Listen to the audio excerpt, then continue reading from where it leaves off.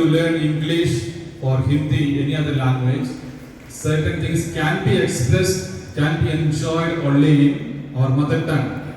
So Telugu also is known as a very musical, poetical language.